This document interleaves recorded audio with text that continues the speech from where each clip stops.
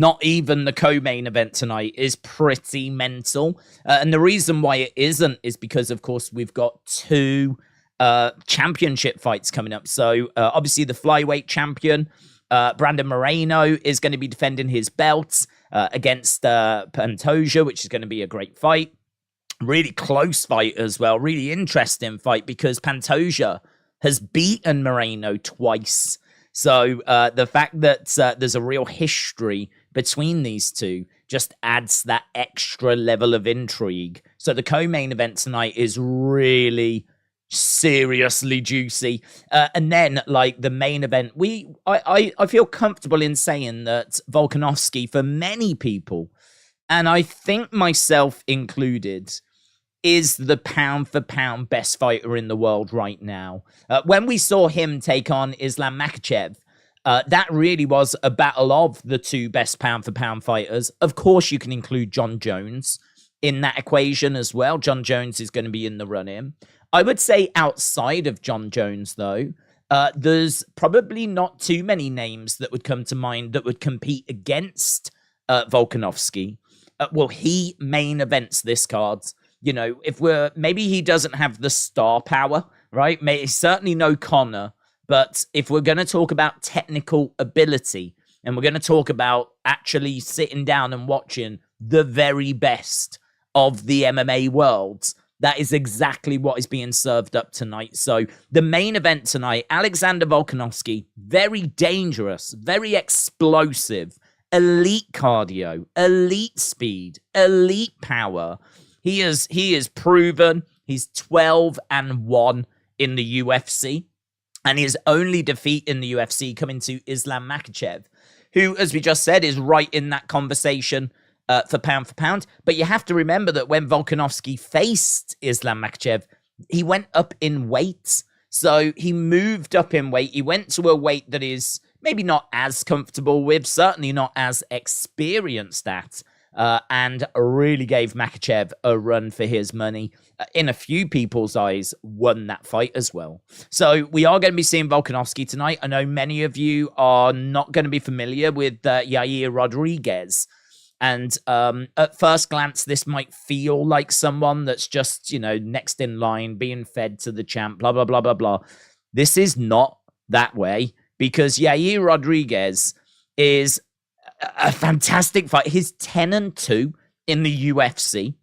He is a flashy striker. He's probably the best kicker in the division, if not in all of MMA. His kicks are deadly, right? He has got excellent boxing, excellent precision. There is so much to like about Yair Rodriguez. He really is someone that could come in and cause big problems for Volkanovski. I've got Volkanovski winning. And Volkanovski is, last I checked, minus 400, nearly minus 450. Like, really, the odds are very much with Volkanovski. But you do have to remember that Volkanovski has beaten the likes of Max Holloway multiple times. We saw him run Islam Makhachev real close. I think it just comes down to the fact that Volkanovski is so special, so talented, that he could be going up pretty much against anyone. And he's going to be having really great odds. So I do feel like this line is maybe a touch inflated. I do think Volkanovski wins. But Yair Rodriguez has definitely got a chance. Definitely got a chance tonight. He is high-level, technical fighter. And as we said, one of the best kickers. He's got great boxing combos as well. He's on a 2-fight win streak at the moment, but as we said, he's 10-2 in the UFC. He looked real good last time out as well. He looked real good. And this is the fight that people have sort of been calling for. So this is an exciting main event. It is going to be a challenge. I do expect Volkanovski to pull through, but it is going to be a challenge. And it should be a real fun fight as well. I've seen a few people saying that they think Volkanovski will win, and he'll win by decision. So there's a few people that are like leaning towards Volkanovski, but not by finish. They're looking at him by decision. Brandon Moreno against Pantoja. I've got the champion winning. I think that he has improved so much since he last fought Pantoja. Even though Pantoja has beaten him multiple times, I still feel pretty good, pretty cool, pretty confident that Brandon Moreno can get the job done there. And honestly, we just keep going down. I mean, Robert Whittaker, the former champ, taking on Du Plessis, who is 5-0 in the UFC, 19-2 overall. That fight should be a lot of fun. Whittaker has got that experience, 15-4 in the UFC. Hell of a record. The only people that he can't get past are the likes of Israel Adesanya. You know, it's one of those where if Izzy wasn't around, Whittaker would be the guy. So seeing him go up against Du Plessis, who has really shot through the ranks, 5 wins in 5 outings in the UFC. He's on a 7-fight win streak as well. That is a banging fight, man. That is a banging fight. So Whittaker, Du Plessis, amazing. Moreno, Pantoja, amazing. Volkanovski against Rodriguez, amazing. Then we get a little bit lower down the cards, obviously. Top end looks so tasty. But then we've got Jalen Turner against Dan Hooker. That should be pretty good. Both long, rangy strikers. There's definitely something there that I think we can have fun with. Dan Hooker really needs to get back to winning ways. He's 12-8 in the UFC. He did win his last fight, but he's been very inconsistent. Dan Hooker was kind of knocking on that door around the top of the lightweight division.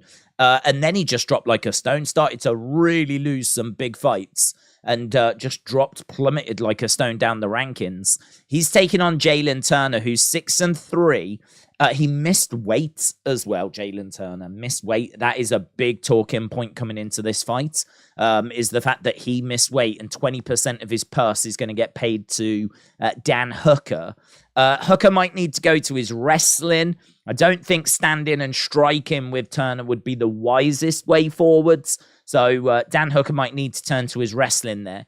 But as we said, both rangy strikers, both definitely could do with the win. Hooker at the age of 33, you really feel like if he's going to make a move, it's going to need to be now. You don't tend to go like too old in these sorts of divisions. Like the lighter the weight, the faster the action. And so if you're someone like Dan Hooker and you're 33, I mean, you have to be putting it together right now, right? Because, you can turn around, you'll be 35, 36. So Dan Hooker has got to be making moves. He's got to be making moves. Jalen Turner, 28, he's still got time. But a win here over Dan Hooker would be beneficial to him. That would really help him. Then we've got Bo Nickal. I don't need to tell you much about Bo Nickal, apart from the fact that I think he's coming in as the biggest favorite in UFC history, right? Bo Nickal is only 1-0 in the UFC, but he is such a prospect. He is a 3-time NCAA Division I champion. He is a 2020 Olympic finalist. Obviously, he's got amazing freestyle wrestling, but he's been getting his finishes all in the first rounds, in the early stages of the first round as well. He is a finishing machine, right? What I would say about him, his cardio is untested. As a result, we really don't know what his cardio looks like. His chin is untested. So we don't know what that looks like either, but we can see that his wrestling, his submissions, his grappling, he's got a little bit of striking about him, but, Bo Nickal is someone that I think is really interesting because there's a big bandwagon for Bo Nickal, a big bandwagon, and understandably so because he does feel like he could kick on to become champion. But when it comes to MMA, and certainly modern MMA, you have got to be so well-rounded. Gone are the days where you can specialize in just one area and succeed. Like, those days are done. You can get to the UFC by doing that, but to become a champion in UFC, you've got to fend off all comers, you've got to fend off all styles, and you've really got to be able to mix it up, right? Bo Nickal, for me, we haven't seen enough. We haven't seen enough. I've got him winning, right? He's taken on a late replacement, but this late replacement, someone that's meant to be not too bad, 7-0, fights originally down in Florida. He's a striker, an explosive striker. And if he can crack Nickal, then that could be interesting because, as we said, that chin is untested. So Bo Nickal, the biggest favorite on this card. So very much looking forward to seeing, does he warrant that, right? If he gets cracked, can he survive it? If we go into the deep waters, which I don't know that we will, but if we go into the deep waters, what's his cardio look like? We are talking about someone that is expected to be a future champion. We are talking about someone that is expected to go on and win the middleweight title further down the road. So that is going to be an interesting fight as well. Main event, I think, of the prelims, if I remember correctly, is Robbie Lawler. Robbie Lawler, an absolute veteran, a legend, was fighting all the way back at like UFC 40-something, right? He has been in UFC for so long. He has had 24 UFC fights. In fact, I don't know if he currently is, but I know he is one of the longest serving fighters on the current active roster. The reason why I was saying that, he retires tonight. He is walking away. He is done. Former champ, of course, and this is his retirement fight. Hell of a career. 41 years old in the welterweight division, taking on Nico Price. And should be a fun little fight. This should be a fun little fight. I feel like their paths would have crossed outside of UFC, because I think they've trained in the same facilities. So I feel like this could be interesting, this fight. But really, it's just a way of saying goodbye to a legend that is Robbie Lawler. And honestly, we can just keep going. We can keep going down the card. The rest of the card, the prelims, the early prelims, all look fun. There's definitely potential for some finishes and bangers, and like Crute against Menefield is a rematch because they last fought earlier this year and it was a draw. So we're getting the rematch tonight as well. There's so much stuff here. So much stuff. Great prospects. Tyra, for example, 3-0, 13-0 overall, 23 years old, right? And they are in action later as well. So yeah, there's so much. But I do want to get in the chat because I realize I've been talking a lot. But I wanted to start early so we could just take this opportunity just to kind of talk about this event, because I know there's a lot of people that will be tuning in that maybe don't watch UFC week in, week out, and maybe don't know some of these fighters, maybe don't know some of the, why it's worth tuning in for this. This is a juicy card tonight. It may be, I'll tell you what it lacks. It just lacks that name. It just lacks that Conor or Adesanya, right? It just lacks that name that I think has broken into the mainstream, because Yair Rodriguez hasn't, right? Volkanovski, I think, is our best shot, right? But I don't think he's broken into the mainstream, sadly, right? He should. He's that good, but I don't think if you was to ask the casual, or maybe if you used to ask people that just have a passing interest, I don't know how much Volkanovski resonates. Pantoja won't have. Brandon Moreno, I don't believe won't have, but he will down in Mexico. And actually, Volkanovski will, of course, in Australia. Whitaker, maybe. Former champ, of course, maybe. Duplessis won't. But that just feels like the only thing that's missing. The only thing that's missing is that kind of Diaz, Masvidal, Conor, like one of those kind of names, John Jones, Cormier, one of those names that really has broken out into the mainstream, because I'm just not sure that Volkanovski has managed to do that yet. But outside of that, the actual card itself looks awesome. Sticky Buds said there are some real bangers today. I agree. I think this card, as we've just kind of broken down a bit, looks really, really strong. Nice mixture as well. So we've got people retiring. We've got people that are making their debuts. We've got championship fights. We've got people that are battling to stay in contention. It's not just a case that we've got good matchups. We do have those. We've got some good stories as well. We've got some good stories. So there's some good stories, and there's also things for us to kind of get our teeth into, which, as I said, I really appreciate. Where's Colby Covington? I've not seen him in a while. Well, he's going to be facing Leon Edwards, but I don't know that fight has been announced yet. But Leon Edwards' next opponent is Colby Covington. He is one of those names. I feel like Colby Covington, because of his antics, he's very outspoken. He is definitely someone that tries to garner mainstream attention, which I applaud, to be honest. I think there should be more fighters that look to do that, kind of grow themselves as a brand, because, that's where the money is, isn't it? That is where the money is for fighters. I mean, you can make money in UFC, but if you can grow yourself as a brand, that's when you're going to start getting those sponsorship deals. And once you start getting those sponsorship deals, that's where you go into a different level. This is like where Paddy signed up with Barstool Sports, and I think he's got his own energy drink that's come out. And, you look at Conor with the stuff that Conor's been up to. So, that is really worth doing for fighters.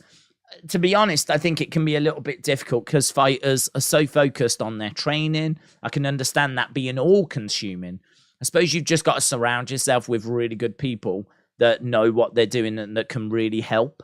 But yeah, I'd love to see more fighters kind of getting out there, getting onto talk shows, just kind of, getting onto red carpets or just doing whatever they can to get in front of cameras, and obviously not to the point where they're sacrificing their training.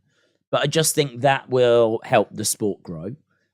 Because every sport needs superstars. Every sport needs people that grabs attention. You think about Jordan, you think about Larry Bird's Magic over in basketball, and you think about in football with Messi and Ronaldo, and and UFC have got those stars. But again, it's like, can you get them in front of eyes that don't normally watch the product? Can you get them in front of people that don't normally tune into UFC and attract them to start watching, I think UFC could do a lot more to do that and help the fighters in that way as well. Even UFC doesn't seem to do a great deal of kind of, I don't know, getting the fighters out there, I feel like there's a lot more that UFC could do themselves. But hey, listen, that's a whole separate conversation. And UFC is certainly in a great place at the moment.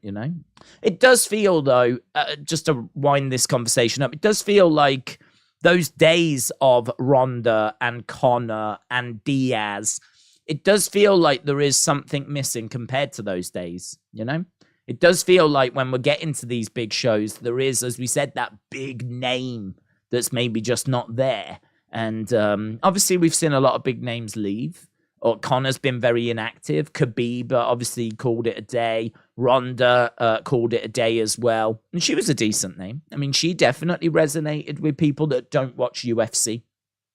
Cormier calling it a name, calling it a day. It was, he was another name. There was quite a few, but we kind of find ourselves in a situation now where there's been quite a few new champs that have arrived. So I suppose now is a great opportunity to see if we can get their faces out there.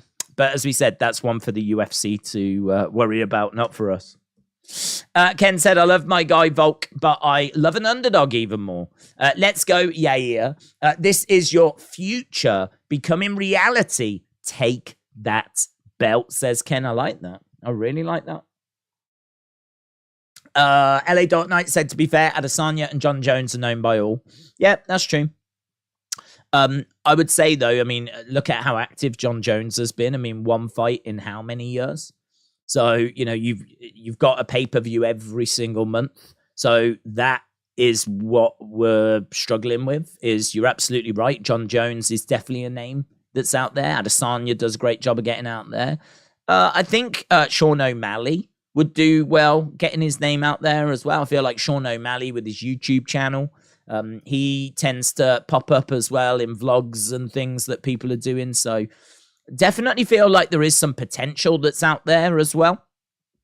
But, UFC need a good, healthy supply of those kind of names, because doing a doing a monthly pay-per-view. And then, you know, not only that, but you've got all those fight nights. I mean, basically, you've got an event every week, pretty much. So, you know, you need this kind of steady supply of decent names. But as we said, you know, overall, they're in a really good place. And listen, no complaints from me about this card tonight. No complaints. We haven't seen Paddy since UFC 282 in December, says Hayden. Paddy was facing a Gordon. Where is John Jones' next fight? Against who, says Michael? Well, it was announced, wasn't it, yesterday? Is it November against Stipe? So I believe John Jones and Stipe has been announced. UFC 295, someone was telling me. I never saw the announcement because I was actually live doing a wrestling stream. So I didn't get a chance to actually see the announcement. But I've been told that it's out there now. And I've been told that it is... one that's been officially announced. So, yeah, that's going to be a hell of a fight. That's a fight that we've been waiting for a little while. Because obviously when he beat Garn, Stipe was there, and it was pretty much immediate. It was pretty much straight away that they had a bit of a confrontation. So that we know that that's kind of been worked on in the background, and it's been announced now. Ace said, Days, why is Roman a part-time when he's champ? I think he should be there every week since he's the champ, says Ace. We spoke about that yesterday, bud. So he is such a big name that he has managed to, when his contract has come up, negotiate himself a deal whereby he can only needs to work certain amount of dates. He is such a big star that, you know, WWE can't really afford to turn it down, you know? I mean, what's the alternative? Like, he doesn't work there at all. You know, what would you do? Would you sign Roman for limited dates or not sign him at all? Because right now, he's made his money, you know? He's got his money is absolutely fine. He could walk into AEW anytime he wanted, and I'm sure Tony Khan would give him a juicy check. So really, you know, Roman is the one that's got the advantage when it comes to negotiating his contracts, and so he's negotiated himself a deal where he only has to work certain dates, which I don't blame him, because you would do the same. I would try and do the same. You know, he wants to obviously be there for his family, for his kids, for his wife, who aren't on the road with him. They're just at home. So why would he want to be away from them that much? He wouldn't. So I don't blame him. I don't blame him at all. I mean, what you could say is that, well, if that's the case, WWE don't have to put the belt on him. You know, you could put the belt on someone else. But I think, look at how great the Bloodline story has been. The Bloodline story has been so good that I don't even think you can say that, well, you know, we shouldn't have done the Bloodline story. I don't think anyone's saying that. I think there's a lot of people saying maybe the Bloodline story could wrap up now. But I think that, you know, that would you do the Bloodline story, you know, if we went back to 2020? Of course you would. Of course you would. And so would you put the belt on Roman? Of course you would.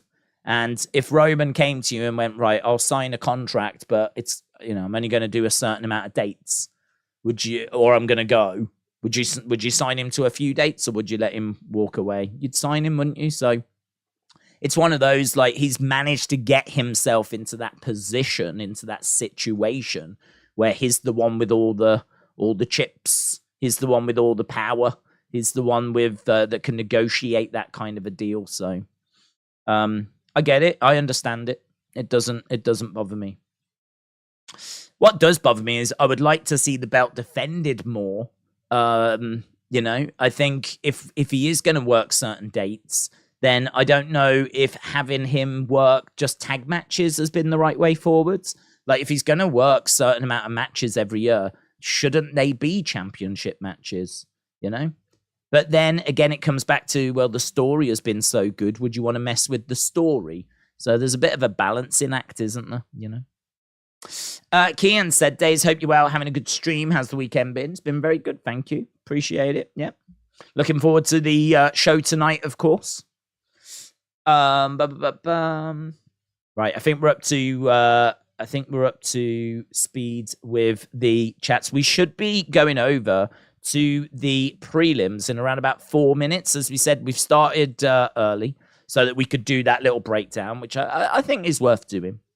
If you are watching and you've not left a like, leave a like. Obviously, this is definitely one of those streams where we're going to try and get to 1,000 likes. We're at 77 so far, but obviously, you know, the early prelims haven't even started yet. So I wasn't really expecting us to be anywhere, but 77, not a bad little start. But if you are watching, drop a like if you haven't already. As soon as we get to that 1,000, then I can kind of shut up about it. 1,000, I don't know what it is about 1,000, but 1,000 just feels and seems like it helps the stream, you know? I think it just helps it to be seen a little better in the search. I don't know. It just always feels like it's just does a bit better when it gets to 1,000. So if you are watching and you've not left a like, leave a like. It is genuinely appreciated, and it does genuinely go towards making a difference as well. Right.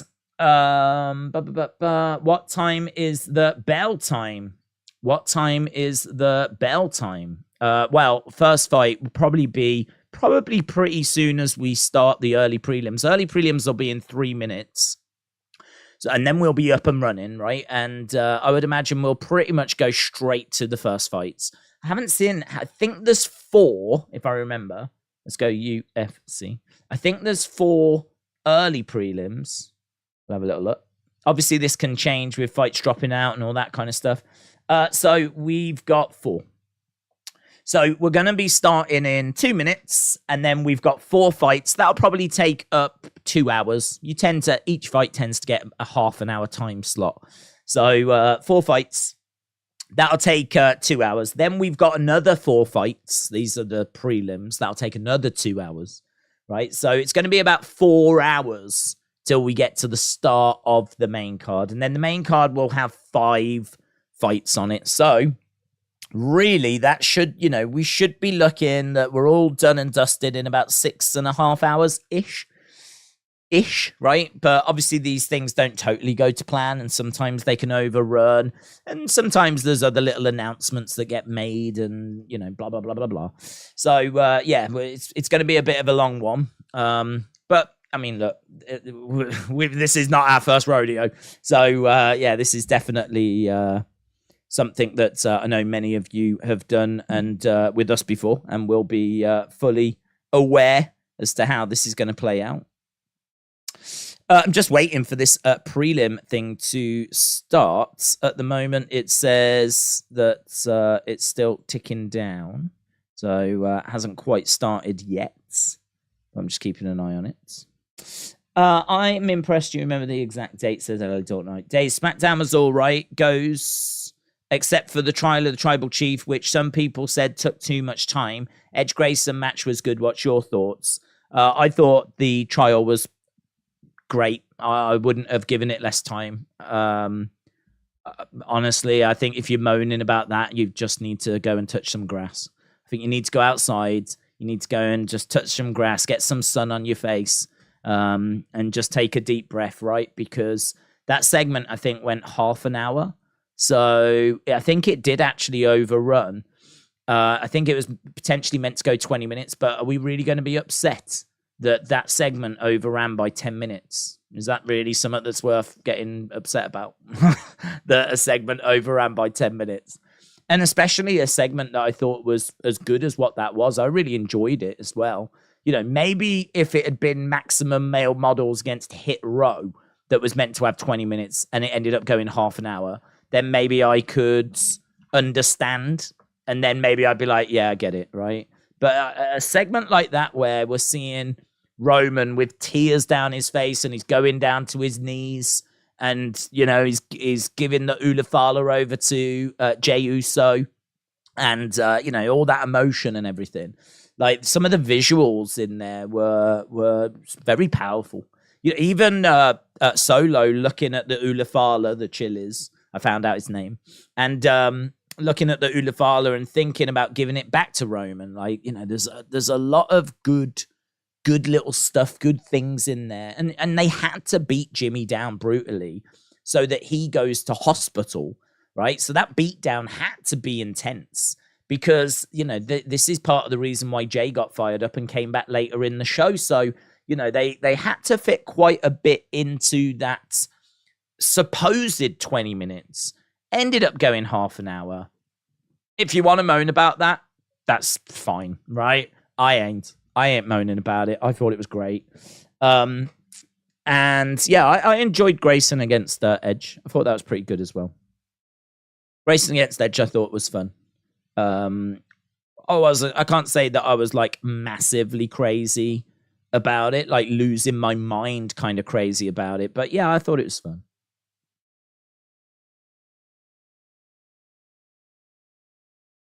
Okay, right, Joe Rogan, DC, we've got the boys are back in town. John Anik, Joe Rogan, DC, the early prelims have begun. Joe Rogan said he's fired up. So many questions. He said, I'm so pumped.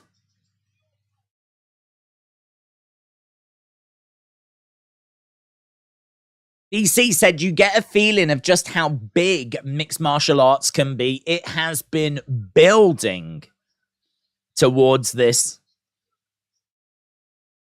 Yeah, that's something we didn't mention, actually, was that Yair Rodriguez is the interim champion. So we've got champion against interim champion. So it is a unification fight. So, you know, we talk about Yair Rodriguez being a proper challenger. This is where I think interim belts can actually work quite well.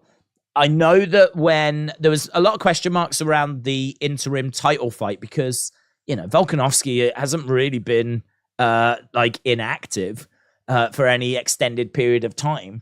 It was just that, you know, UFC needed another title match.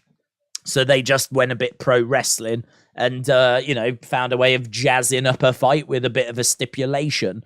Their stipulation being the winner gets an interim belt, which I am amazed that WWE don't do, to be honest. You know, imagine if we did interim title matches and then someone else was running around with the belt. That would upset Roman. That would upset Seth, right? I don't know why WWE don't do that. It's not something I'm desperate to see, but that is something that you get in UFC. They actually do some at pro wrestling more than pro wrestling do. And so that's why we're going to see this unification fight. And that maybe just makes it feel that little bigger to the casual. If you're into UFC, you can see this for what it is, right? But if you're a casual fan that's going to sit down and watch this, and it's basically both guys have got belts, champion versus champion, like that's going to grab your attention a little bit more. That's gonna mean something to the casual fans. So yeah, that was something that we didn't touch on when we were talking about the main event. Right, lots of talk of Mexico. We are at the pre-fight for this one. Don't think we're quite there yet. We're just looking at video packages for our main event and co-main events. As soon as we get the video package for the opening fight, then we'll break it down. I've got plenty of notes. I'm drowning in notes. Drowning in them. How do you watch the prelims in the UK, said Nathan. It's on Fight Pass, but if you go to UFC Fight Pass, you will find them on there. WWE is scripted, says Roberto. Yeah. Hayden said, Dort Night, Retribution not doing predictions. That is fine, says Hayden. Yeah, we have got that lined up. We can jump over and look at our Tapology group. If you want to join our Tapology group, you absolutely can.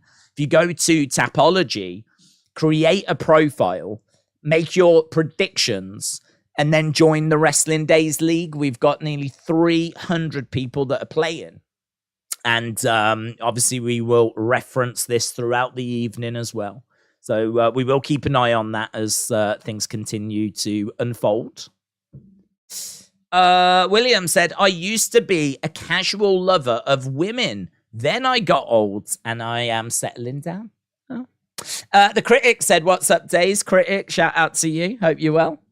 FaZe said, I hope Robbie gets the win. It's going to be a bit tricky for him, to be honest. Not a completely unwinnable fight. The only thing I would say is he is 1-5 in his last 6, which is not a great look, is it? Being 1-5 in his last 6.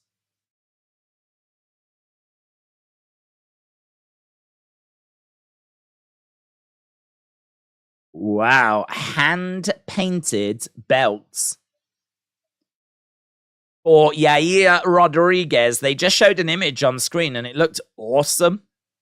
Viva Mexico. Mexico is bubbling right now, isn't it? You've got Brandon Moreno, UFC Flyweight Champion. Yair Rodriguez, interim Featherweight Champion. And Alexa Grasso, UFC Flyweight Champion.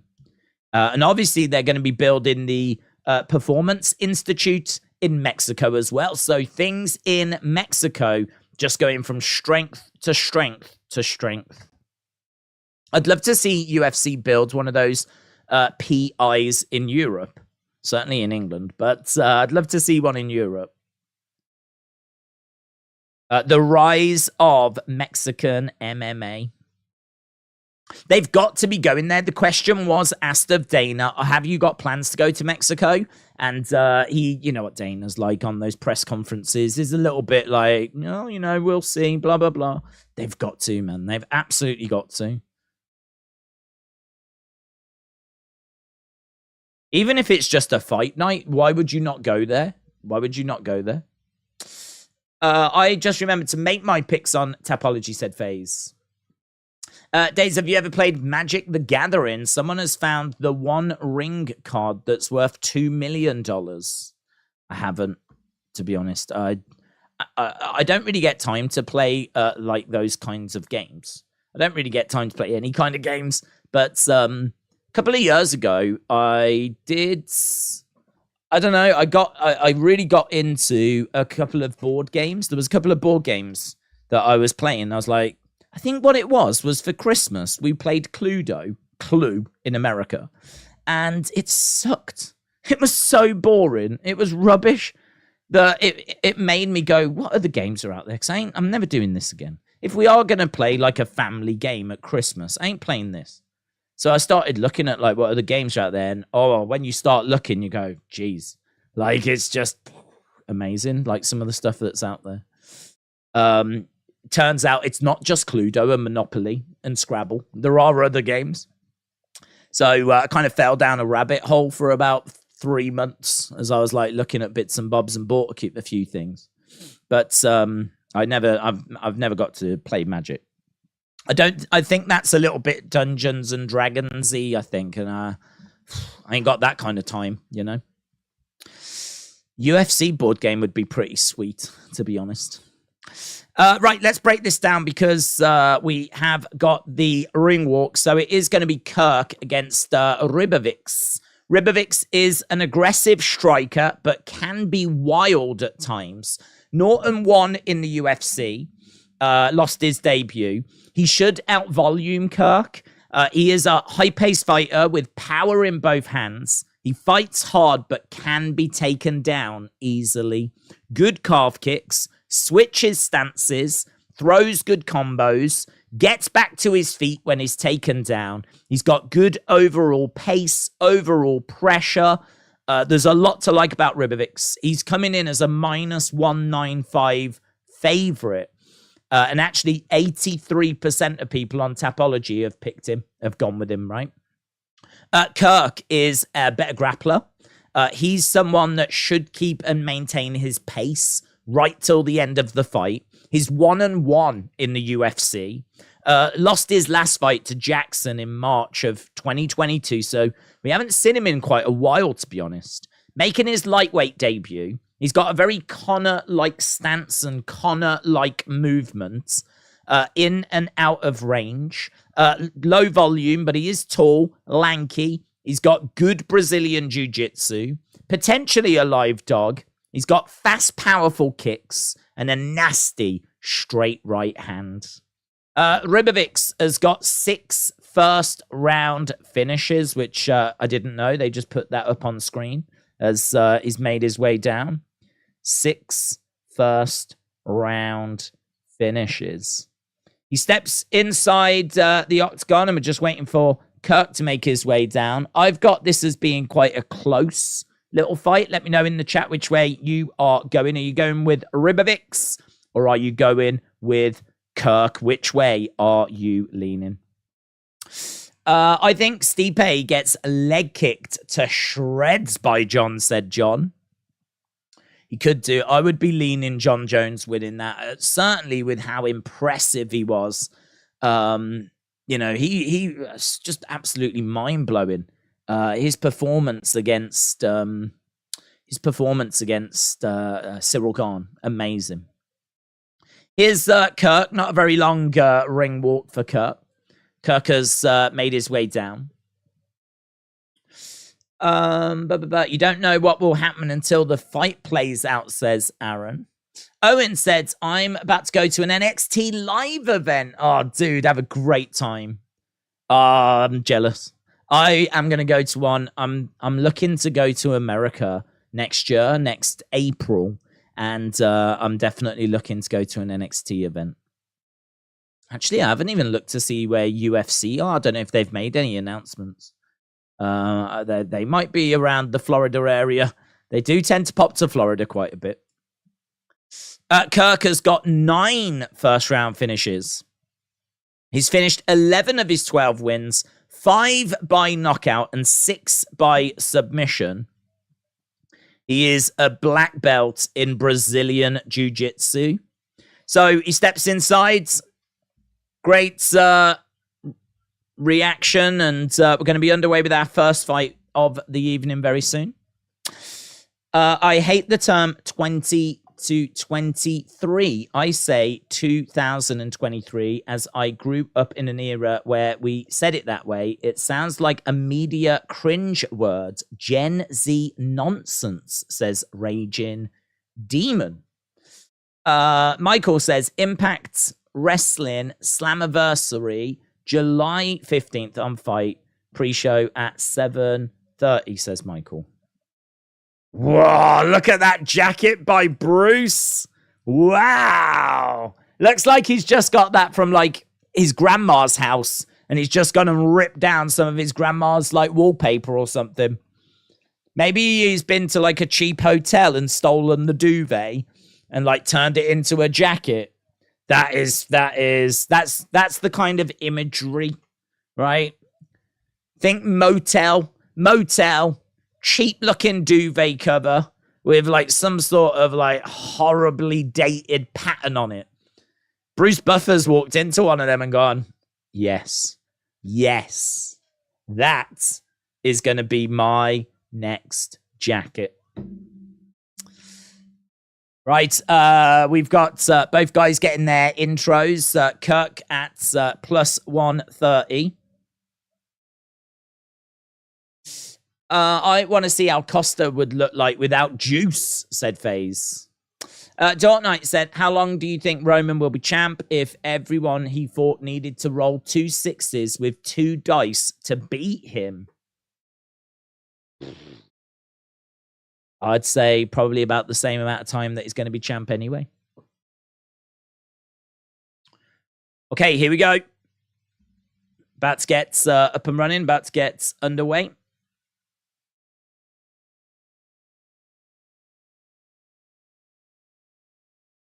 Right, we are underway. Both fighters coming into the center. So Ribovics is in white and Kirk is in black. The picture on screen has got both of them wearing black, which normally the picture on screen is in line with what they're actually wearing, but not today. I mean, it doesn't matter, but I'm just saying. Grab there by Kirk, looking for a takedown. Good takedown by Kirk. A really good takedown. Wraps the leg around the back of Ribovics' leg, which allows him to get Ribovics off balance. Takes him down. Ribovics is on his back. Kirk on top. And right now, Kirk in a great position. Chest to chest at the moment. Oh, is that the first time I'm seeing this? That's cool. That's cool. They've got people's names. I don't know if you heard about this, but on the octagon, they've actually put people's names on the canvas. And you pay something stupid, like, I don't know, $200 or whatever. And not only do you get your name in the octagon, right? But they cut it out and you get to keep it after, which is pretty cool, to be honest. It's a clever little thing that will just generate even more money for them. Obviously, they've got sponsorships and everything, but there's just this black strip. Kirk's managed to get round the back now, so we're still on the ground. He's looking for a rear naked. He's trying to put a squeeze on here, and Ribovics is in a bit of trouble, you know. It's in trouble. That's tight. That is tight. Oh, it's on the chin, though. Ribovics is surviving at the moment. He's trying to break this. That squeeze is in. Yeah, that's uncomfortable. But he's survived. He's managed to survive. Shot coming in there by Kirk. And again, throwing these shots in. Ribovics is trying to block the shots as these strikes are coming in. And right now they're rolling around on the ground. He's the body triangle's not really in. It's not in. He's got his legs wrapped around, but he hasn't really got the body triangle on there, Kirk. Shots coming into the side of the heads by Kirk, and he's firing in these strikes. Hammer fists coming in there by Kirk. This has not been good few minutes here for Ribovics. Not been good at all. Hammer fist coming in there by Kirk. So we've got Joe Rogan just saying this is a terrible position to be in. Squeeze being applied by Kirk. Rolling around. He's trying to put that squeeze on again here. He's struggling a little bit. Shot coming into the side of the heads. And again, putting another little squeeze on. So we are just in a bit of a stalemate here because Ribovics can't get up. Control time has been just over 2 minutes by Kirk. He's looking for that rear naked again. The arm comes back around. And Ribovics is staying calm. And he's doing well to defend. He's managed to get his head out of the way there. But this squeeze still being applied. He's trying to roll over. He's on his knees. He's got Kirk around the back. Kirk again just constantly looking and trying to find a way forward. Kirk is 1-1 in the UFC. Ribovics is 0-1. Both guys could really do with a win here. Both guys could really do with getting some up. And again, we've got Kirk trying to wrap his arm around the head of Ribovics. We've got hammer fists coming in by Kirk. 30-odd seconds left to go. Shot coming into the side of the head. The arm comes round again. The squeeze is being applied. But, yeah, ground control time, 4 minutes 7. There's been a takedown. There's been a submission attempt by Kirk. It's very much Kirk round. And he's trying to get some ground and pound by the looks of it. Chest to chest. 12 seconds left to go. There's a little shot coming into the side of the body. And again, another little dig coming into the side of the body there. Still keeping Ribovics down. Still applying. Had a bit of a triangle on there, but end of the rounds. Tell you what, not a bad little round. Fun little round. All things considered, but it was down on the ground. It was just a question of was Kirk going to find the finish, but Ribovics survives. Come on, YouTube, don't be petty with the word hooker. The guy needs to make a living.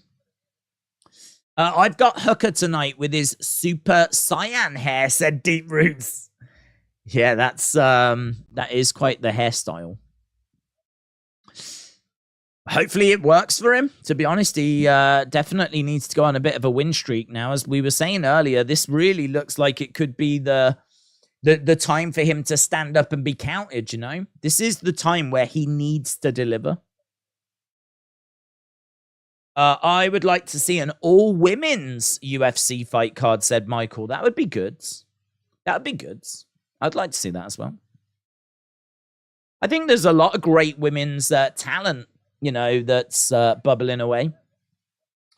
It's just that the top of the card has been so dominated by Nunes and by Shevchenko that some of those women have not really been able to kind of make the name for themselves that I think UFC probably needed them to. Those, Nunes and Shevchenko have just had everything on lockdown. Hit coming in by Kirk. Could be a good little showcase for some of the women that are coming through.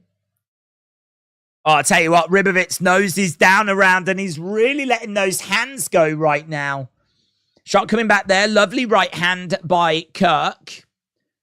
Low kick coming in there by Kirk as well. A couple of shots straight down the center by Ribovics. And that's a nice right hand again there by Kirk. There's a little check left by Ribovics, who switches stances. And again, moving forward, switching stances again. Do see that by quite a lot of MMA fighters, the switching of the stances. Obviously, it just makes their opponent have to reassess. Kick coming in, but it just goes over the head of Kirk. Knee strike coming in there by Ribovics. Takedown by Ribovics as well. So managing to get Kirk down. This is a much better round by Ribovics. And Ribovics managing to get out of the way. Kirk comes over. Big knee strike. Kicks coming in as well. Both guys in the center. It's been a much more exciting round this second round. Kick coming in straight down the middle there by Kirk. Ribovics circling round. We got a low kick coming in there by Kirk. Couple of shots coming in upstairs by Ribovics. His striking looks so crisp, so good, so accurate. Not crazy output, but it does look very good. Numbers actually surprisingly even at the moment. I didn't see where we were at the end of the first half, though, or the first round.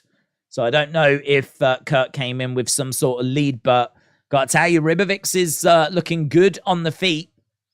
Right now, Kirk trying to grab the leg. And Ribovics is backing away. Couple of shots coming in there by Kirk to the body. Looking for a takedown. That's a real good takedown defense. We're only halfway through the second rounds. Right now, Ribovics has got Kirk backed up against the side of the cage. Kirk stepping forwards. And lovely right hand straight down the middle. And again, 1-2. Nice head movement there by Ribovics. But he does get caught. Seems like neither guy possesses, like, devastating power. Not really seeing anything from either guy. Just as I said that, Ribovics putting a few shots together. Really driving Kirk back. And right now, both guys... Oh, nice jab coming in. Oh, that's lovely by Ribovics. 1-2 combo. Knee strike coming back there by Kirk. Couple of uppercuts coming in by Ribovics. Ribovics blocking a few shots here by Kirk as Kirk is coming back. Kirk moving forward. Couple of shots there by Ribovics. Lovely hook shots there by Ribovics as well. Kirk backing away a little bit. This is... oh! Kirk in trouble! Kirk in trouble. He gets caught and he goes down. And now he's down on the ground again. Ribovics is all over him. Big ground and pounds. Big ground and pounds. Heavy shots raining down. Kirk is on his back right now. These shots raining down by Ribovics. Wow, that was a big moment, man. That was a big, big moment. He's busted him up. Ribovics has busted open Kirk. So Kirk kind of went down, stopped himself from totally falling. But managed to get himself up. He ends up going back down again. And then Ribovics was all over him, just ground and pounding away. Ribovics on the feet has looked so much better as Kirk goes down again. Kirk backing up against the side of the cage. Ribovics really causing some big problems here, letting the hands go. Man, everything's getting through. Everything's getting through. Kirk is back against the cage. Ribovics again. Kirk looking to try for a takedown. Can't get it. Look at these. He's just throwing. I mean, it's not even like the most technical of stuff. He's just throwing. And all Kirk can do is just try and cover up and survive. But survive he does. And we move on to our third round. But what a big round that was for Ribovics. I think you could make an argument that's a 10-8 round. I think you can make an argument it's 10-8 rounds. I mean, he went down a few times. They've not been counted, according to ESPN, as knockdowns. They've not been counted as knockdowns. But he was getting smashed so hard. He was going down. Yeah, big rounds. Big rounds. He just really turns up the aggression. Really turns it up. Busted open as well. When judges look at scoring fights, they look at damage. There's damage there. David De Gea has left United. I saw that, yeah. I saw that. Shame that he didn't get more of a fanfare, to be honest. I think he deserves something after winning, like, Player of the Year for, like, was it 4 times or something? Here we go. About to get underway with round number 3. Nice shot straight down the middle there by Ribovics. Kirk backing up, circling round on the outsides. Low kick, inside leg kick. And actually a low blow there momentarily. So haven't quite got going in this third round. There's been about 17, 18 seconds and...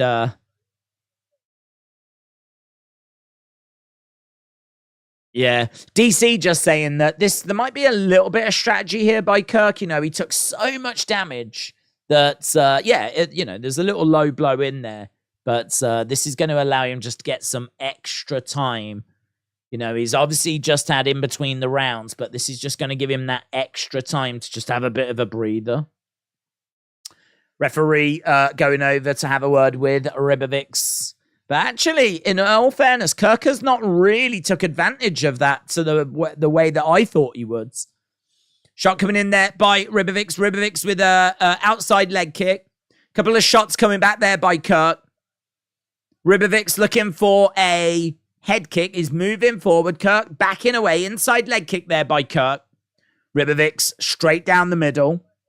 Nice body shot coming in there by Kirk. Couple of jabs coming in. Ribovics moving forwards. Kirk trying to grab Ribovics, but both of them touching gloves. So we've got Kirk on the outside. Ribovics standing his ground. Heavy kick coming into the body. Kirk grabbing Ribovics. Ribovics goes down. Kirk on top. This is a big round because it's 1-1. And honestly, I don't know if they would score that second one a 10-8. I think there's a chance that they could. One of the judges may. But right now, we've got Kirk on top of Ribovics. And I really like that name thing, you know. I know it's not what we should be focusing on, but I can see them there. And I'm like, man, if I'd done that, I would be looking for my name. Days. I wonder how they stop people, like, putting swear words on. Right now, we're down on the ground. We've got Kirk on top of Ribovics. I would imagine that there might be some inventive names that find their way. Chest to chest at the moment. Ribovics knows that he can't afford to stay down on the ground. Getting back up to his feet is done well there. He's done well there. Will this fight go the distance? Yes. Plus 200. No. Minus 280. It wasn't expected that this fight would go this long. They're swinging away at the moment. Kick coming in there by Ribovics. Nice work by Ribovics. He's done well to get back to his feet here, Ribovics.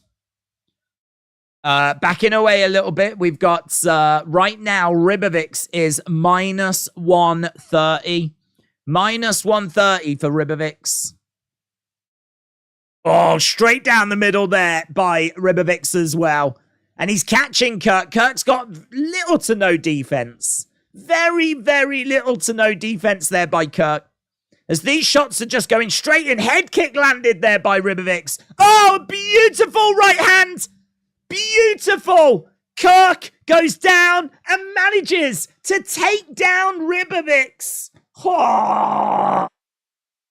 Him with that shot. Kirk went down, but as he was going down, I think he came back around. And as he's going down, he just grabs him and tries to take him down to the ground. Like, we have got some crazy action in this third round. We got 1 minute 30 left to go. Both guys on their feet, over by the side of the cage. Kirk with the knee strike coming in. Ribovics reversing the position. And right now, as we said, back elbow, just missing. Ribovics, 27-15. Significant strikes in this round. 27-15. Right now, we've got Kirk trying to grab the leg of Ribovics. And jab coming in there by Kirk. And both guys in the center. We're into the final minute. It's been a fun little scrap, this. It's been a proper little fight.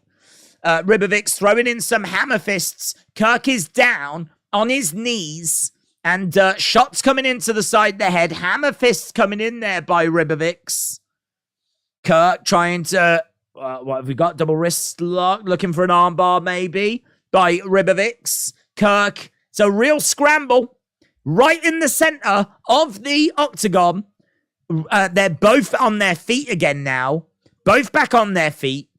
Ribovics. Lovely little uppercut there by Ribovics. Jab coming in by Ribovics as well. Kirk with his arms down. Tries to get them back up. As he gets them back up, Ribovics charges at him. Manages to get round the back. They're over by the side of the cage. Both fighters on their feet at the moment. And Kirk, you can tell, is gassed, man. He is really struggling. And I think he's lost this fight. And Kirk puts his hands up. I think it's going to be Ribovics. Whew. Barn burner, though. Barn burner of a fight. Let me know in the chat which way you think that's gone. Let me know which way you think that has gone. That was a fun fight, fun second round, and a fun third round as well. Aaron said it's very clear that Ribo had more strikes, just had more fluidity and energy in round 2 and 3. Deep Roots said Turner is a quick starter. It's going to be a hard night for Hooker. Raging Demon said Roman Reigns cannot be beaten by anyone. Alexis said, what a start to the night. John Jones is enormous. I just watched a video of him and Izzy meeting, said T995.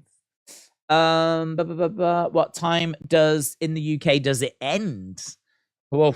Wow, the whole thing, I think, should be done at around about 5:30, 6 in the morning.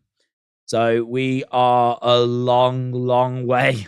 I mean, in all fairness, that was the end of fight number 1. There's 13 fights tonight. So this is definitely a marathon and not a sprint. Ribovics, because of your commentary, said Anis. Yeah, I mean, I think not just that, but the numbers. I mean, if you look at significant strikes, Ribovics 128, Kirk 52. Here we go. All three. 29-28. All three. Esteban Ribovics. Ribovics gets it. All three judges. 29-28. So Joe Rogan going over to have a words with the winner by unanimous decision.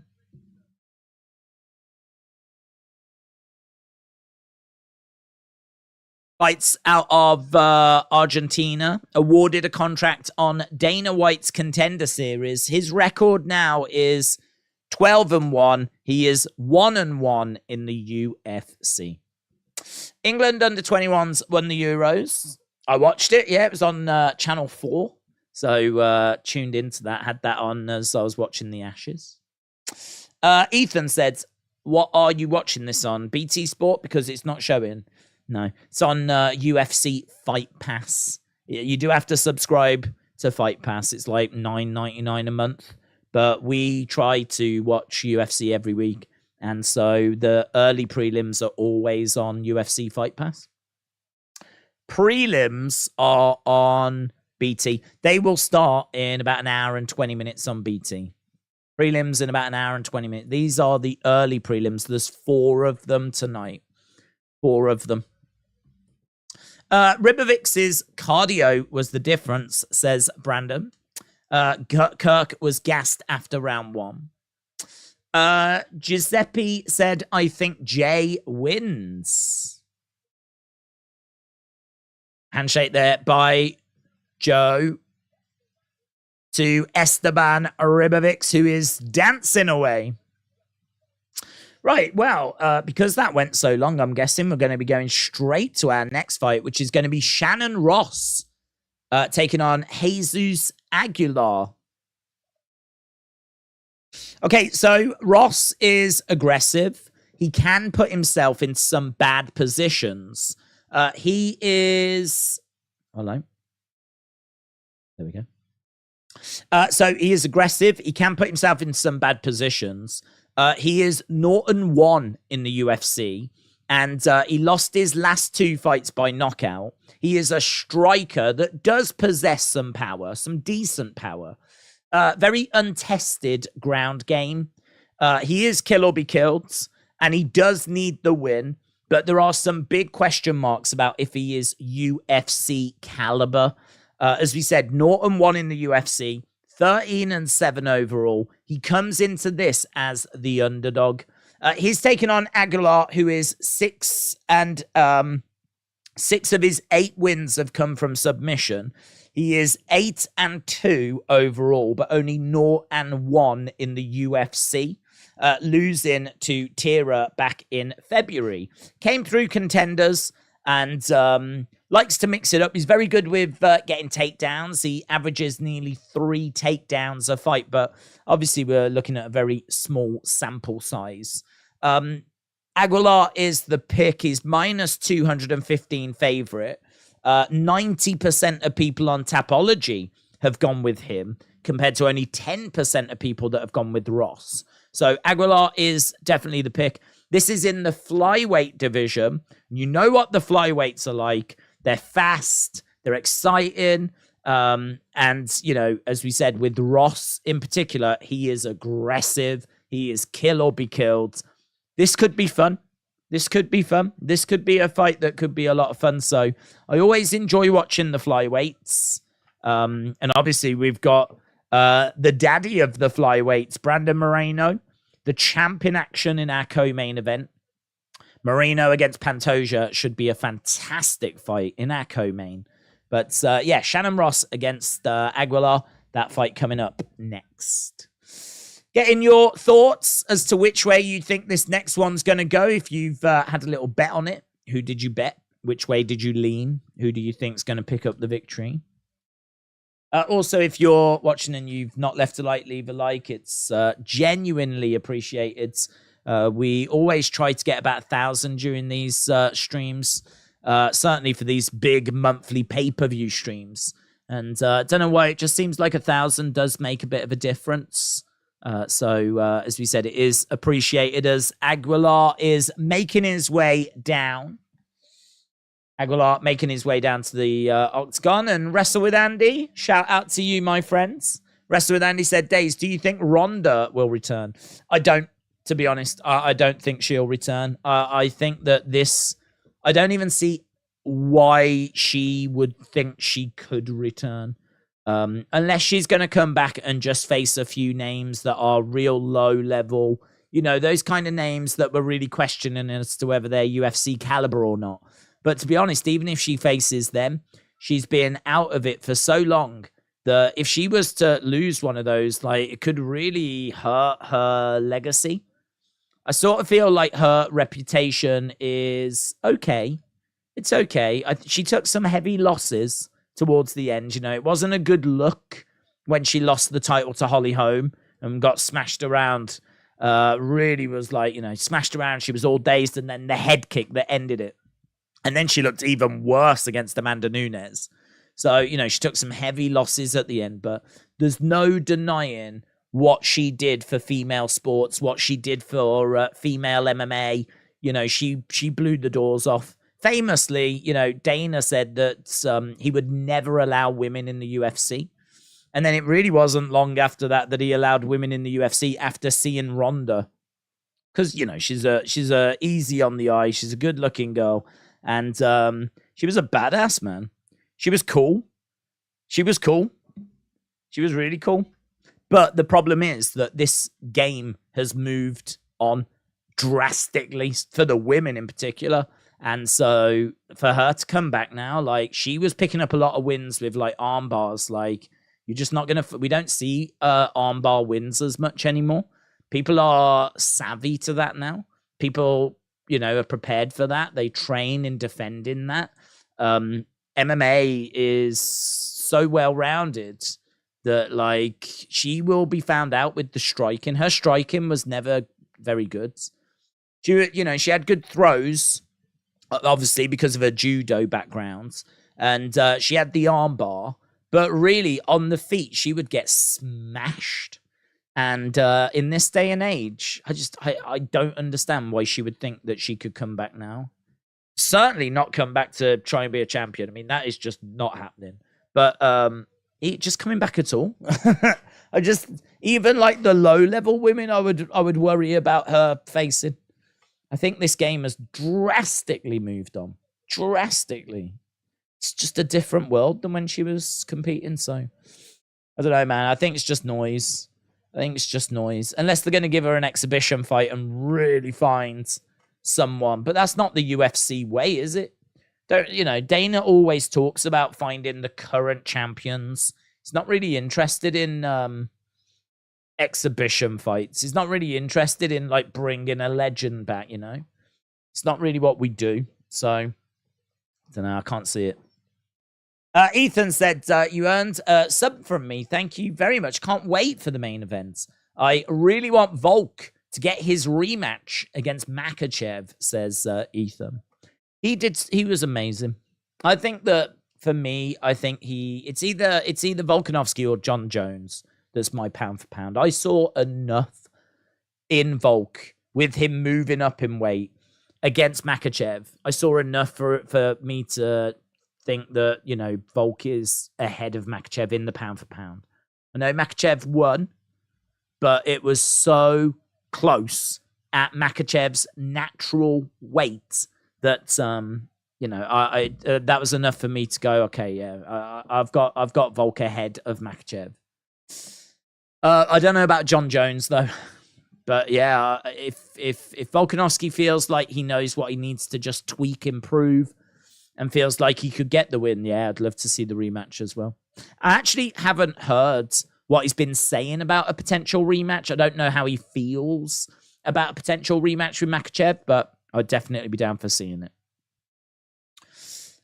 Jones beats Stipe, then DC takes his jacket off, runs inside the cage, hits Jones from the back with a steel chair, cashes in, and becomes the new UFC heavyweight champ. Right, let's go.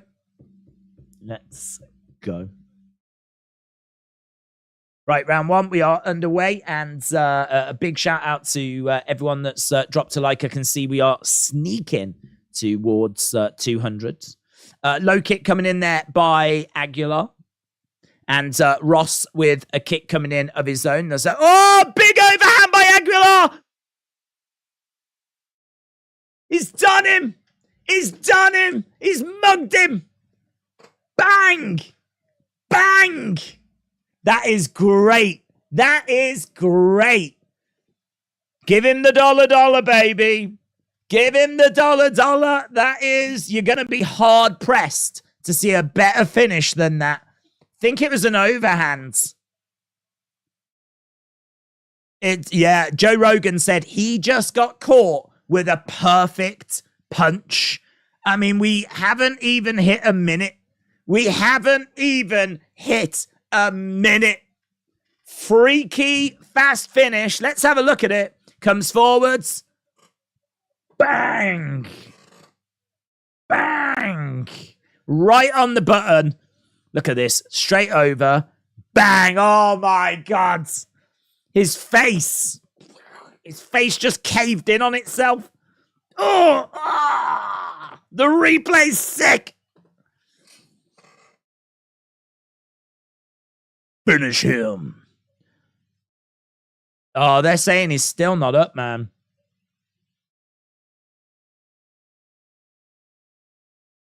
Yeah, he's okay. He's moving. He's moving. Yeah, you can see that Aguilar was worried there. Aguilar was like on his knees in front of Ross, like really like, please come on, you know. There was some concern there because he had not moved. Oh, man, that was like a nuclear bomb that just went off. That was a nuclear bomb. The big question marks about if Ross is UFC caliber. Big questions about that. I don't know if those questions got answered because he just got caught. You know what I mean? He just got caught. It's going to happen. He just got caught, but whoo. Woo. Remember the name. Because if he can do that to a few more people. Beautiful. By knockouts. Aguilar getting the job done. And I don't know how long it was. I mean, it was next to no time at all. Joe Rogan's only just sat down from the last interview. It was 17 seconds. It was 17 seconds. Nah. Second fastest finish in UFC flyweight history. 17 seconds.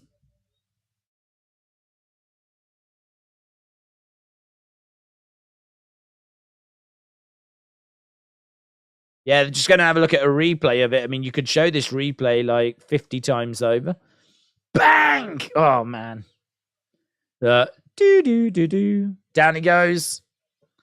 Lights out. Oh, that's so beautiful. So beautiful. My God, said Robbie Fox at Barstool. That's a KO worthy of International Fight Week.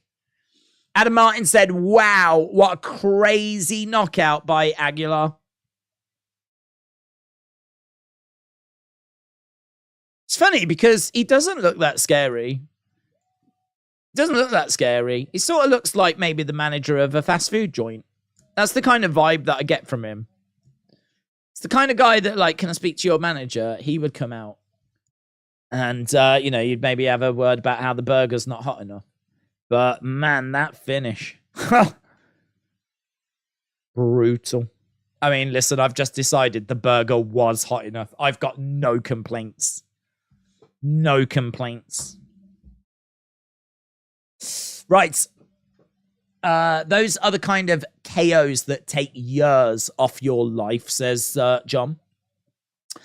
Tim said, perfect. 2-0 so far. Who won? It was a win for Aguilar. Aguilar picking up that sweet, sweet dub. Right. He still has the frame, but lost muscle, which was on top of each other said phase. I'd imagine Costa to look like Overeem if he got off the juice. Does Baron Corbin even matter in WWE, said not JPEG. Yeah, I think he's doing some really good stuff in NXT. My favorite ever Baron Corbin match was the other week when he faced Carmelo Hayes. And the video package they showed this week was fantastic, so... yes, I would say he does matter. He's doing some really good stuff. Right, again, I know I keep banging on about it. If you are watching and you've not left a like, leave a like. It is greatly appreciated. We are at 193, which is only 7 away from the sexy 200. So, yeah, 193.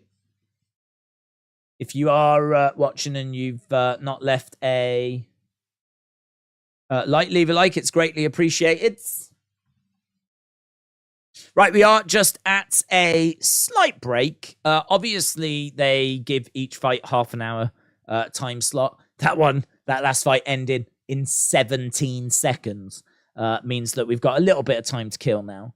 I would imagine that, we've obviously got to get through to the next hour and then probably going to wait a little bit after that. We got 2 more fights on the early prelims. We got Simon against Mitchell. And we got Petrino against Pragnio. Those are the 2 fights left on the early prelims. And then we go to the prelims. Got 4 fights on there, which is main evented by Robbie Lawler against Nico Price. That is Robbie Lawler's retirement fight. So that is where we're going to be saying goodbye to an absolute legend. And then, as we said, the main cards is stacked. Volkanovski, Rodriguez, Moreno against Pantoja, Whitaker against Duplessis, Turner against Dan Hooker, and Bo Nickal against Val Woodburn. What we don't have, and I don't know, I think we've got one, is it? I think we've got one female fight on this card. I think we've got one female fight, and that's it. So I know that there's people that aren't massively into the female fights, so I know there'll be people that don't really give a flip. But I don't know. Would be nice. Would be nice to see like some high-level female MMA. What we have got, though, is Yorigi taking on Gomez. Yorigi is a very, very hot prospect. 24 years old. 2-0 in the UFC. And definitely someone to keep an eye on. 10-0 overall. So Yasmin Yorigi is definitely one to keep an eye on. Denise Gomez is a great fighter as well, though. 1-1 in the UFC, 7-2 overall. Still only 23. That should be a real great fight. That is on I think that's the co-main of the prelims. So we still got a little way to go till we get to that. But, that should be a banger between 2 prospects. Not often, actually, that they do prospect versus prospect. Normally, you'd put a prospect against someone that's struggling a little bit. We see that a lot. But prospect versus prospect there. Days, will you stream Paul and Diaz on August 5th? I honestly, I don't know, dude. I go from week to week to week. And I don't even know what I'm doing next week yet. So far, these prelims have been bangers, said Simbarashi. What a freaking knockout. Viva Mexico. Blind Bomber said, I only just joined. Quite new to MMA. I much prefer boxing, but do you think this is a good card? Blind Bomber, shout out to you. I do think this is a good card, yes. I think this is a good card because I think if you're a casual fan, someone that doesn't watch much MMA, then this is going to be a real good card for you to watch because you've got 2 title fights. Sometimes you get cards that only have 1. Sometimes you can get a card that doesn't have any, right? But 2 title fights. Not only that, the main event is, we've been talking about like legitimate in the conversation for the best fighter in the world pound for pound right now, right? Alexander Volkanovski has only lost once in the UFC. And that was against Islam Makhachev. And that was his last fight. Islam Makhachev is a monster, is a freak, right? He is just an incredible fighter. But he had to move up in weight to face him. And he ran him real close. So Volkanovski is so dominant in this featherweight division. He is just the guy. And he ran Makhachev real close as well. So, undeniable that he is one of the greatest MMA fighters on the planet right now. And he is the main event. He's got a tough challenge as well because Yair Rodriguez is such an amazing, clean, accurate striker. Excellent boxing. One of the best kickers in all of MMA. So he has got so much that he's bringing to the table. And not only that, he is the interim champion. So we got champion against interim champion in our main event. And I think if you're a bit of a casual fan, someone that just watches once in a while, having a champion versus champion who's leaving with the belt kind of a situation. I always feel like that makes things just, that 1% more exciting. So great main event. Flyweights are so exciting. Always so exciting. The champ Brandon Moreno, who's been involved in a never-ending feud with Davison Figueiredo, actually gets to fight someone different. So he is taking on Pantoja, and Pantoja has beaten Moreno a few times. So there's a real grudge match there. There's a real battle there. So Moreno against Pantoja, that's going to be fun. Whitaker, one of the best fighters in the middleweight division. He would be champ if it wasn't for Israel Adesanya. Maybe Alex Pereira as well. But yeah, Whitaker is absolutely in the conversation. He's taken on Duplessis, who is 5-0 in the UFC, right? So this really is the old guard, if you will.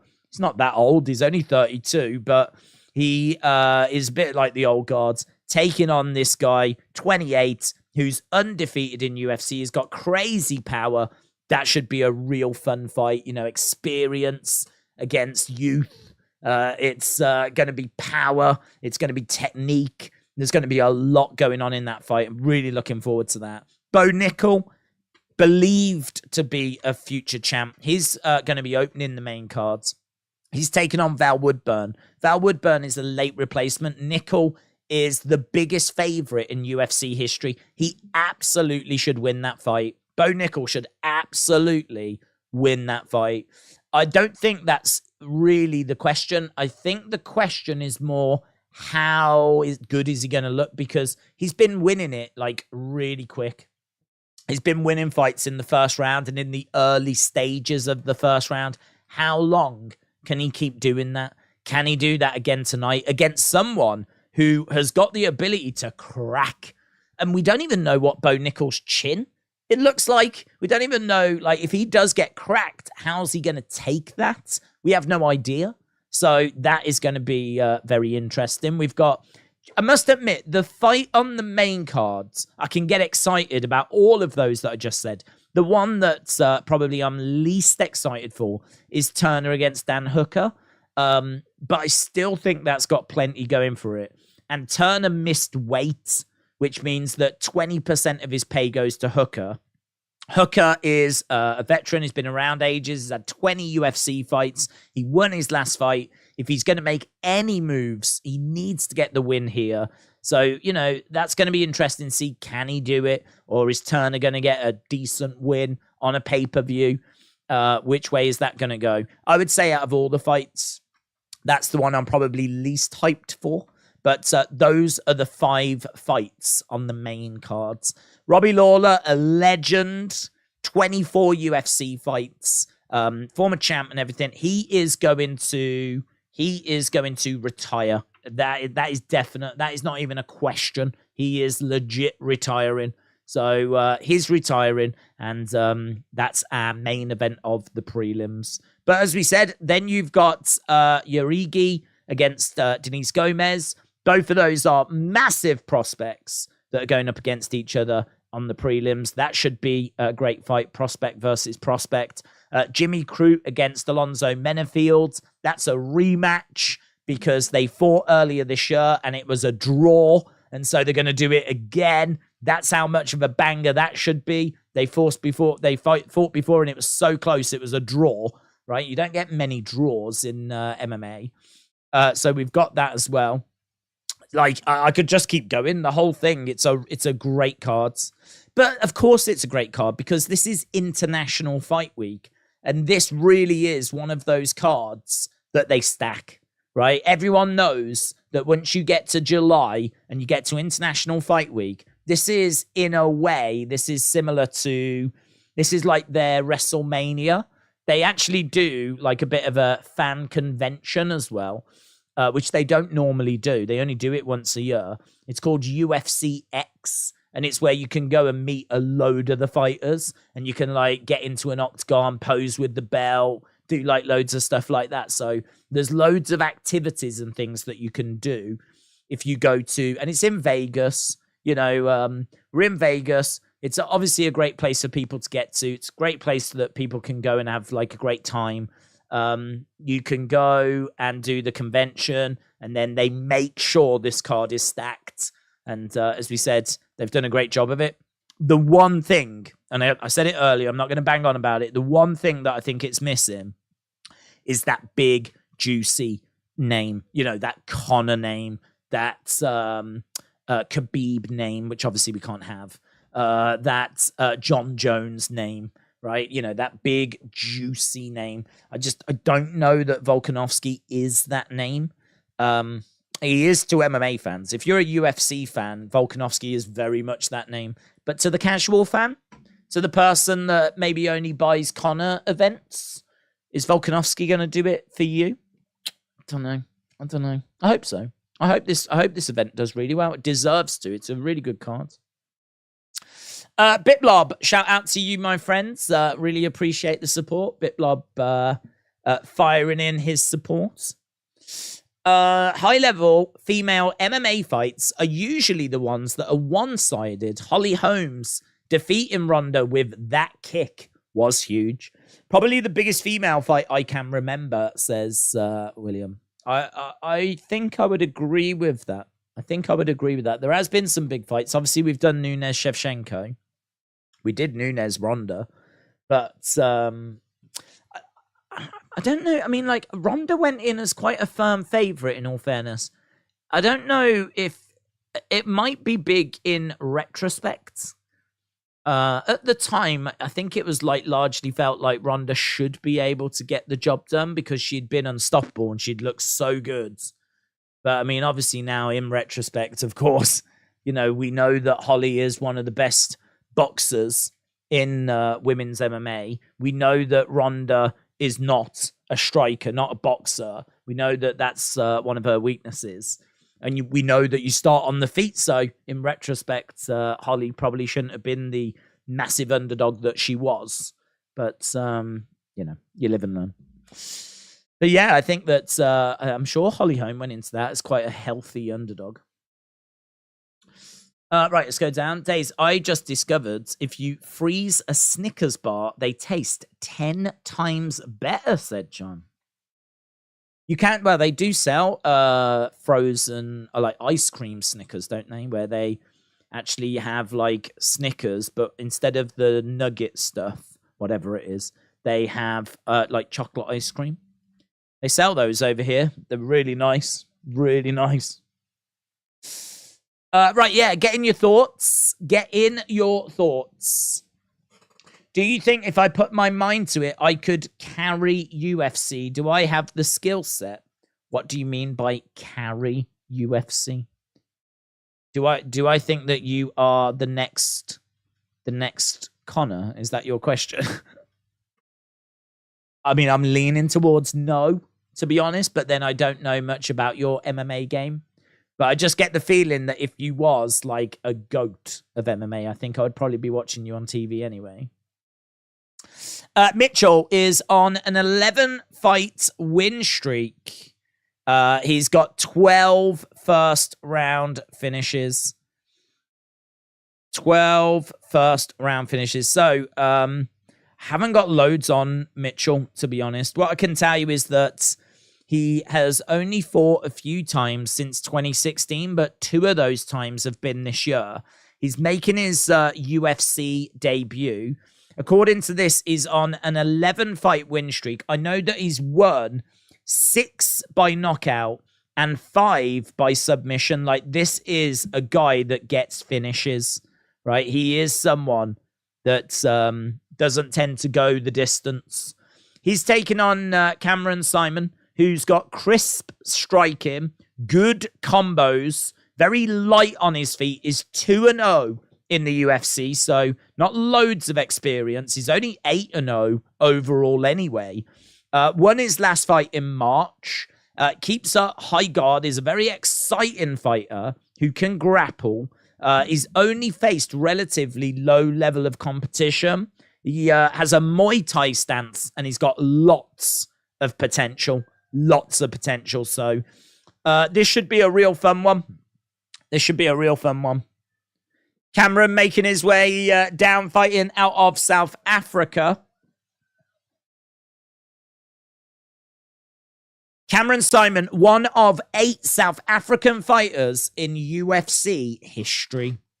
So Mitchell is inside the octagon. Simon has made his way down. As I said, don't know loads about Mitchell. We've seen Cameron Simon a couple of times. 90% of people on Tapology have gone with Cameron Simon. Minus 480 favorite. Minus 480 favorite.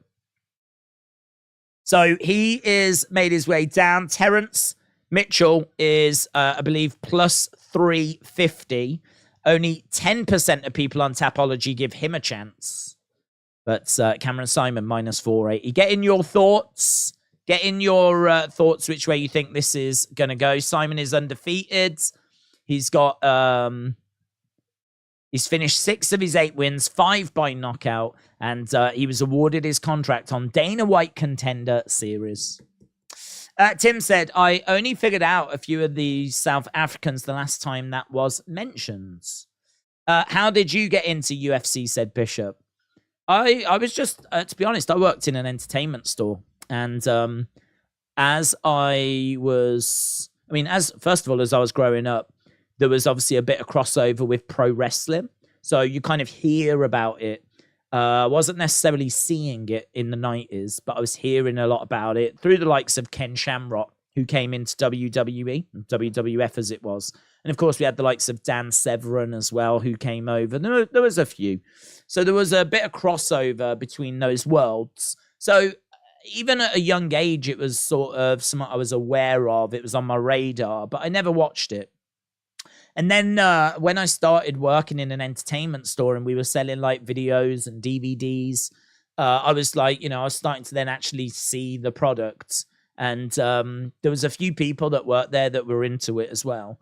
And so it was around like the early mid 2000s that like I really started watching.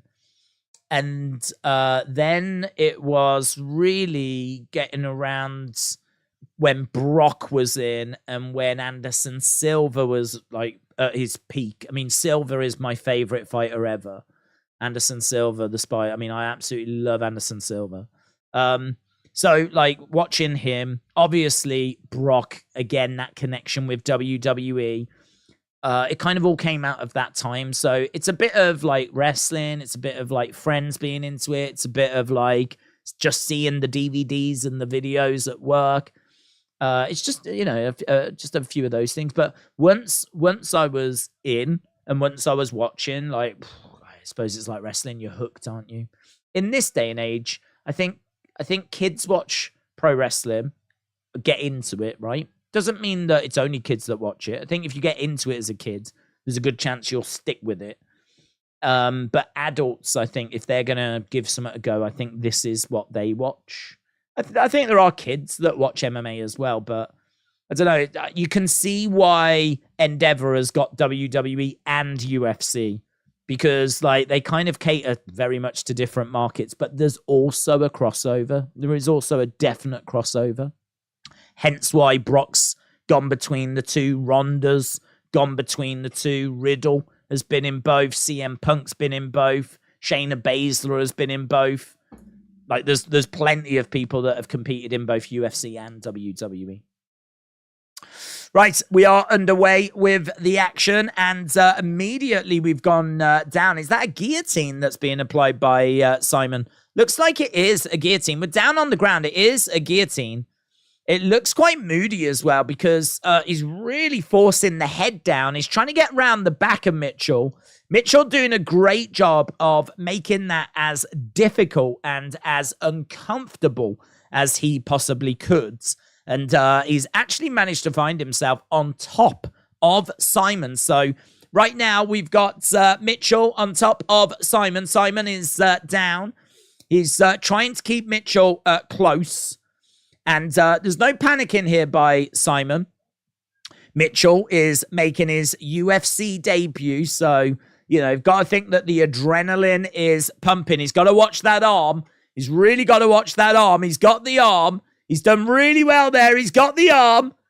Simon has managed to get the arm. This is a problem for Mitchell, but Mitchell gets out. That's good work by Mitchell. That is good work by Mitchell to survive that. We're down on the grounds. Not loads of striking or anything at the moment. It's just a real scramble as both guys are getting back up to their feet. Simon managing to get Mitchell down. Mitchell is on his back. Simon is on top of him at the moment. And right now, we've got a few up kicks coming in there by Mitchell. Simon is all over him. And we've got Mitchell getting back up to his feet. There's a big knee strike that comes in there by Mitchell. Knee strike coming back by Simon. Simon has got Mitchell back against the cage. Big knee coming in there by Simon. And another knee coming in there by Simon as well. Good work so far by Simon. Another big knee strike. So good work so far by Simon. And he's just really controlling things. He's a little bit loose at the start, but right now is in control. He's good wrist control there as well. Mitchell was trying to hold himself up. Simon taking that hand away. And all Mitchell can do right now is cover up. So we're in a seated position over by the side of the cage. Simon trying to wrap his arm around, is looking for a rear naked choke, but Mitchell doing a good job of defending. We've got just over 2 minutes left in this opening round. Shots raining in. And that's really good by Simon. He has stretched out Mitchell. He's flattened him out. Referee saying, you got to defend yourself. Referee really thinking of coming in. Mitchell's got to work. He's got to defend. He's getting smashed, and the ref has seen enough. The ref has seen enough. It was just, he had managed to get on the back. He'd flattened him out, and he was just pounding away. And the ref was saying to Mitchell, you've got to do more. You've got to do something. You've got to make sure that you're defending yourself. And there was nothing he could do. He was just getting smashed.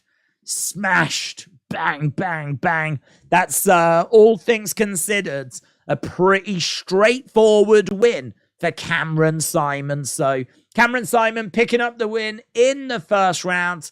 It's another early prelim that's got another early finish. Not quite the same as the last fight that only went 17 seconds. This one, we got a bit more action, but another first round finish. Cameron Simon, he goes 3-0 in the UFC. Terrence Mitchell, making his UFC debut, sadly picks up an L, picks up a defeat. Just seeing a replay. Mitchell wasn't doing anything. Referee had seen enough.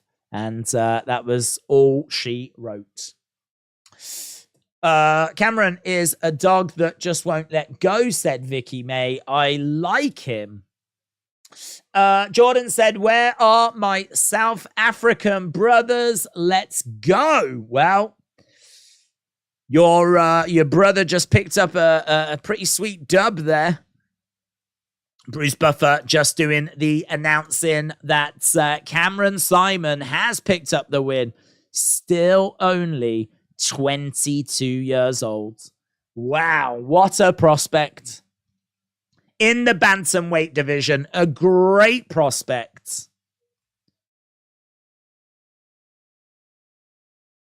Joe Rogan said, you really came in and put on a full display. Round 1, 3 minutes 10, TKO.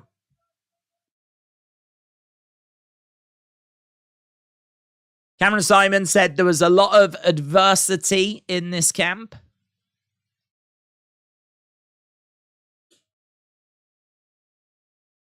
Joe Rogan said, we know that you have beautiful stand-up, but you showed a good all-round game tonight.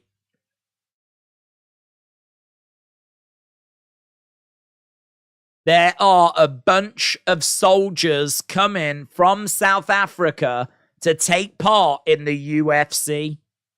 South Africa are coming. Cameron Simon picks up a win. Second dub for South Africa, said Virus. It's time for the main event of the prelims, said Tim. It is. He's older than you, said Corey. Yeah. He's older than me by about a year, isn't he? 22. Yeah. Might be a bit unfair to call him a boomer, but there we go. Cameron Simon exiting the octagon. Raging Demon said, give me a dub in the chat if you love Tupac like I did. Making South Africa proud, said PJ. Well, it is true. I mean, we're probably going to have to wait a little bit again. Someone asked me the other day, about what's the difference between a UFC card and a AEW cards. Both of them are long, so why is it that one is a bit of a problem and the other one isn't? The answer I gave was fine. It was true. I said that, well, with UFC, you don't have to watch the early prelims. You don't have to watch the prelim. The actual card itself, the main card, is only 5 fights. It's only 5 fights. It only goes for 2.5 hours to 3 hours. Right? You don't have to watch the early prelims. You don't have to watch the prelims. It's a little bit like what AEW, you don't have to watch the kickoff show, right? But the main card itself will still go for 4 hours. But one of the things that I don't think I really made very clear is with UFC, you get things like this where we've just seen 2 fights that have ended early. The first one that we saw that ended early was 17 seconds. The fight we just saw was just over 3 minutes, right? So that means that 2 fights has lasted 3.5 minutes of action, right? 3.5 minutes. Could you imagine 2 wrestling matches lasting in total combined 3.5 minutes, right? That means that you've got lots of time where you're not filling, you're just having a little chat and you're just talking about other fights that are coming up, but it's not action, It's not just constant action. Like right now, there's a short break in progress. I can just jump in the chat and have a word with you guys and, just do whatever we want. I could go and get a drink. I'm not going to, but I could do. Because there is like a break right now. There is a lull right now. With some of those other shows that we can watch, some of those other pay-per-views we can watch, it is just action for like 4 hours, which is very, very tiring. It's very tiring. That is energy draining. So this is where I think UFC have probably got it quite right in the sense of giving you because of the action, because of the nature of MMA, you are going to get those breaks unless every fight goes the distance, right? And that has happened. But like with this, you can kind of keep yourself relatively fresh as you work your way through the evening. Because it is long, isn't it? If we're being honest, it is long. Sitting down and watch it. We don't have to watch the early prelims. But if you do it, you are committing to 7 hours of stuff. But as I said, because of those kind of regular breaks, because fights don't always go the distance, because you do get early finishes, or just finishes in general, it does mean that it can keep you fresh for longer. Bayakaya says, this card has been a banger so far. Waldo, I agree. Waldo said they should have 2 octagons, and when one fight ends, the next octagon's ready to go for the early prelims and prelims. Well, I'd have to disagree. The reason why is because if you did that, you would probably have the fights done in about an hour. You'd probably have all the fights done. And obviously with UFC, they want as much TV time as possible, right? They are looking at ad revenue, yeah? They want time to advertise sponsors. They want ad revenue time, all that kind of stuff. So, look, could you get a whole event done within the space of 3 to 4 hours? Maybe. I would say almost certainly if you was getting some finishes, like that 17 seconds we just saw. So could you get it all done within the space of 3 to 4 hours? Yeah. But rather than 7. But if you was to do that, it would be 3 to 4 hours of just full on action. You would get pretty worn out. You would get pretty drained. And honestly, I don't mind us just like taking our time a little bit. 7 hours is a big commitment, though. I do agree with that. It is a big commitment. But as we said, you know, you don't have to watch all this. I think if you're here right now, you are really into UFC. I think the casuals, they won't bother rocking up until we start the main card, right? So if you're here right now, you must be a pretty big UFC fan. Praknial has been knocked out by Sam Alvey. You cannot back him, said Rusty.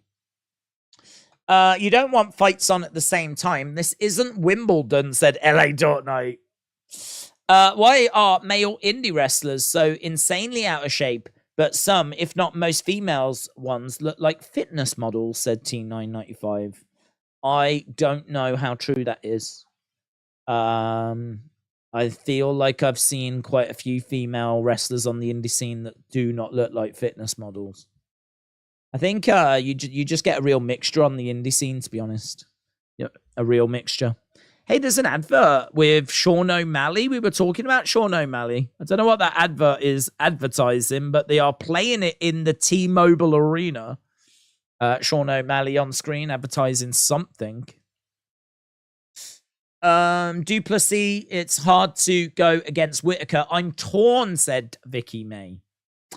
But the prelims will start. Well, we've got one more early prelim to go. We've got 38 minutes. Oh, if you are watching and you haven't hit a like, leave a like. It's greatly appreciated. We do tend to get a little stuck in the 200s. I think the reason for that is because obviously we've got a great passionate community, a very dedicated community. So that means that we can get to that kind of 100 mark quite quickly. And then I think when we like mention it, the people that have popped in that are very kind help us get to that kind of 200 mark. And then I think like that's where we get stuck a little bit and it sort of slows down. So we do tend to find us sitting in this 200 range for quite a bit. So need to just make sure that we're keeping that moving because it does make a big difference. And as I said, it is greatly appreciated as we are heading our way towards the main event of the early prelims on UFC Fight Pass. One more fight to go. We should be going to it, but probably not for another 7 to 10 minutes. So we won't break it down just yet. But obviously after this, we'll get to go to BT Sport. It's always good when we can get to BT. Obviously the UFC Fight Pass, there's a slight delay on it. So it means that when we get to BT, it's just a little more in sync, which is just a bit better. And then obviously we're well on the road towards the main card. When we get to the prelims, they are on for 2 hours. 2 hours prelims. And now they'll fly by. I mean, we're already nearly done a 2-hour stream as it is. We've already nearly done 2 hours. So it's one of those. You'll turn around and, you know, it'll soon have gone by. AEW Collision is more like depression, says Raging Demon. Not feeling it. Not feeling it. You're not a fan. Not a fan of AEW Collision this week. Right, Days, can we get a poll to find out what the community's favorite type of cheese is? Sadly not, because we've already got a poll that's underway, and we've had nearly 1,000 votes. We've had 847 votes. Who will win our main event? I was thinking of asking the question for the co-main, but I just think the main is bigger. I think that more people will be engaged with answering the question about this one. So who will win? Volkanovski, 76%. Rodriguez, 24%. So it seems like many of you have kind of leaned with Volkanovski, which is more than understandable. He is very much a favorite going into this. 77% Volkanovski, 23% Yair Rodriguez. Wrestle with Andy says John Cena is going to come out and say that WrestleMania needs to come to Vegas. I hope so. That would really boost this pay-per-view. That would be the star power that's missing. James said, I don't care about Collision. That can wait. Right. Why is stinky cheese better? That doesn't make sense. Collision is quite good, said James. LDTV, shout out to you. LDTV and the staff always have our ears on you. Taking my 3-year-old to a Nigerian birthday celebration experience. What the hell's that? What's a Nigerian birthday celebration experience? I feel like those are all very valid words, but put in a sentence, I don't know what they mean. A Nigerian birthday celebration experience. Don't know. Sounds awesome, though. Should be jumping. Sure. I don't know what Nigerian birthday celebrations are like, but I would imagine that they are very joyous. I like the use of the word experience. A Nigerian birthday celebration experience. Where'd you even go for that? What is that? I don't even know what that is. LDTV, I need more deets. James said, tribalism fans like that is why people hate the companies. Yeah, but the companies have brought it on themselves, haven't they? Well, I mean, Tony Khan has made no qualms about saying that they're at war with WWE. You know, Tony Khan needs to look in the mirror if he isn't a fan of the tribalism that exists, because he's certainly played his part in fueling that fire. WWE, I would say to a lesser extent, but they've certainly done a few things as well. So, and then there's been comments by wrestlers as well. I mean, I think, yeah, there is tribalism. You're not wrong, but I would definitely be looking at a few of those in charge for the reason as to why it's as bad as what it is.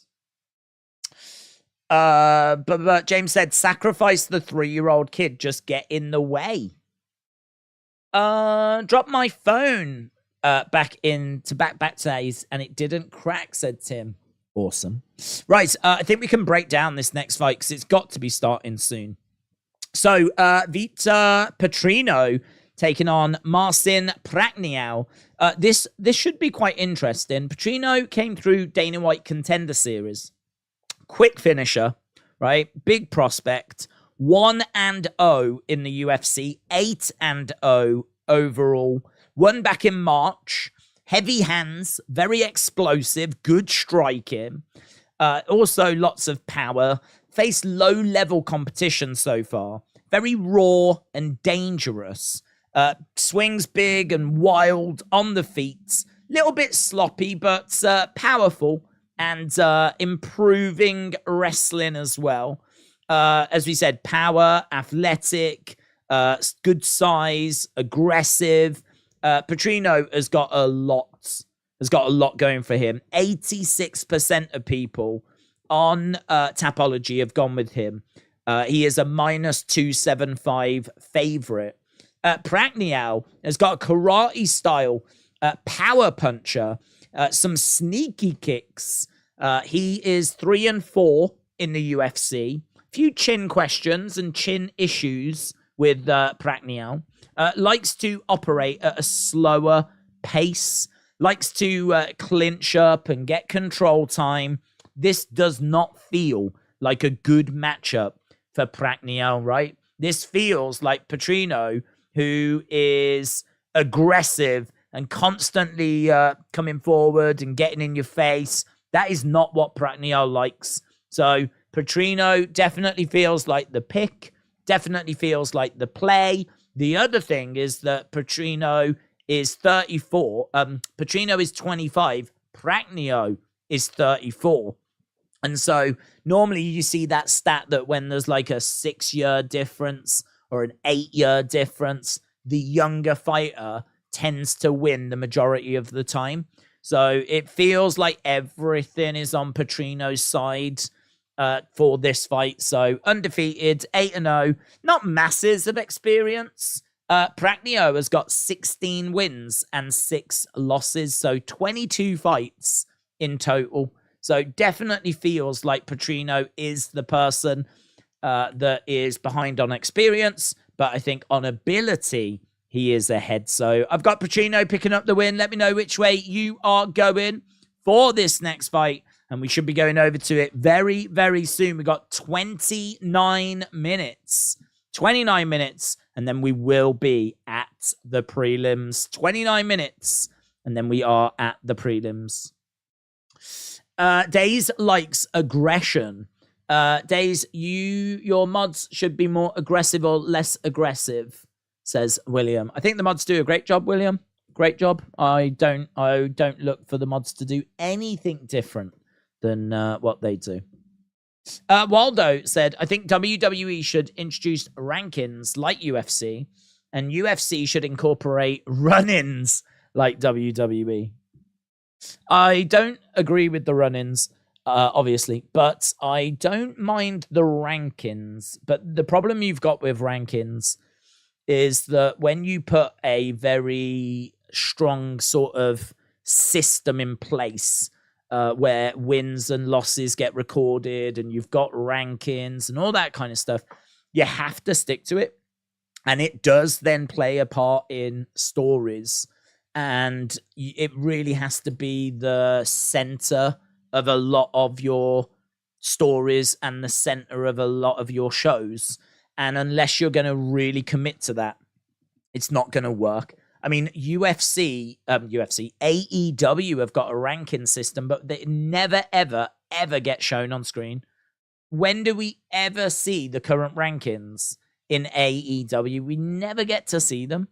Never get to see them. A lot of feuds and things just happen because someone jumps someone, right? And that's how we get to a certain match. So I think what Tony Khan has learned is that the ranking system actually gets in the way.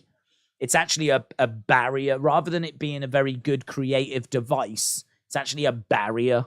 So it works for UFC. You know, the rankings are shown all the time. It's very, like, you know, we see the rankings when they get into the ring. We see the numbers next to their names and everything. Before we get to like big title fights or main events, they show the rankings where people are in the rankings. Now, it is very ingrained in the DNA of the UFC. It has to be that way for it to work. Has to be that way for it to work. But this is sport. You know, this is sport. This is two people battling to be the best. This is why run-ins just should not be a thing. Even with WWE and like pro wrestling, like I feel that stuff is done way too much. You know, this should be. I mean, I still don't understand in this day and age why in pro wrestling a rule can't be issued that if you get involved in a match, you're done. If you get involved in a match, you are suspended. If you do it again, you are released. Right? I mean, that rule feels like a rule that should be brought in. Because why would WWE not want clean finishes and not want to find proper champions? So that's just a little niggle that with like modern wrestling. You can sort of understand back in the day, house shows, you know, go back to the 50s, 60s, you know, where a lot of stuff wasn't on TV. There was stuff that was, but a lot of stuff that wasn't on TV, you could get away with that. Right? Because it's only people in the arena that would see it and you could get away with it. But, you know, you fast forward to like where we are now with, you know, replays and everything's recorded. And, you know what I mean? Like everything's, if someone cheats, we can easily see that they cheated.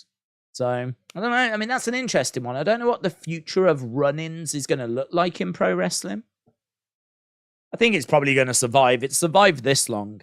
But it certainly wouldn't be something I would have a problem with seeing dialed down on. Let's put it that way. I find on Raw and everything, like, it's just an easy way to, like we saw the other day, like Theory against Sheamus. And then you get, like, you know, Pretty Deadly come down and Brawling Brutes come down. It didn't make that a better match. It didn't make it a better match. it was actually quite predictable. I said that's what would happen. You know, we were talking about how's that going to go. I was like, Pretty Deadly will come down, Brawling Brutes will come down. The idea that, like, heels can't win clean, I don't understand. Heels should be able to win clean. Like, there's really not a problem with a heel winning clean. Why do heels have to cheat so much? But this is just a whole different conversation for a different time.